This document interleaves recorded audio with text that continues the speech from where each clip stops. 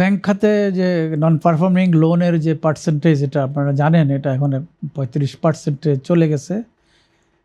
টাকার পরিমাণে প্রায় 6.5 কোটি। এটি হচ্ছে খালি খেলাপির অংশ, কিন্তু এর বাইরেও কিছু স্ট্রেস লোন আছে, যেমন আন্ডার রিটেন কিছু লোন আছে, রিট বা আন্ডার রিট কিছু লোন কিন্তু কোর্টের অর্ডারে স্থগিত হয়ে খেলাপি দেখানো হচ্ছে না এমনভাবে আছে। তো খুবই স্বাভাবিকভাবেই এটা আর কত বাড়বে, এবং একটা সেক্টরে এই যে ক্লাসিফিকেশন বাড়ার কারণে ওই প্রতিষ্ঠানের যে সমস্যা হচ্ছে সেটার ইম্প্যাক্টটা কিন্তু গিয়ে আমাদের বড়োয়ারদের উপর গিয়েও পড়ে, কারণ আমি রেট অফ ইন্টারেস্ট কমাতে পারি না।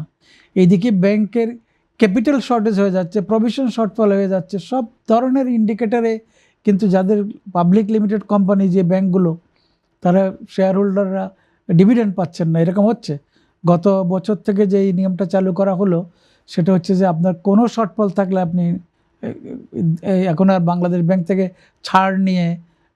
ছাড় নিতে পারেন, কিন্তু ডিভিডেন্ড দিতে পারবেন না। ওদের স্বপ্ন পূরণে পাশে থাকতে পেরে আমরা গর্বিত।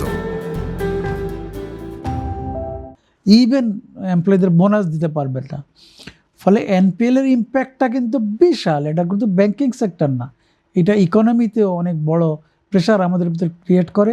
ইন্টারন্যাশনালি আমাদের ইমেজের ক্ষতি হয়, এবং বিদেশি ব্যাংকগুলো যাদের মাধ্যমে আমরা ব্যবসা বাণিজ্য করি, তারা কিন্তু চার্জেস, ফিজ এগুলো কিন্তু বাড়িয়ে দেন এবং দিচ্ছেনও।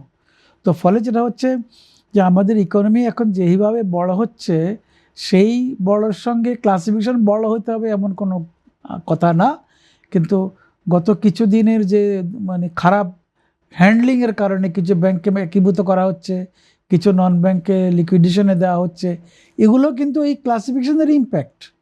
ফলে এটা যে আগামী দিনেও 1 বছরে 2 বছরে শেষ হয়ে যাবে তা নয়। আমার মনে হচ্ছে এইটা যদি আজ থেকেও ডিভোটেডলি আমরা করি, আমরা একদম ব্যালেন্স বা একটা ইকুইলিব্রিয়ামে আসতে কিন্তু আমাদের 3 থেকে 5 বছর সময় লেগে যেতে পারে।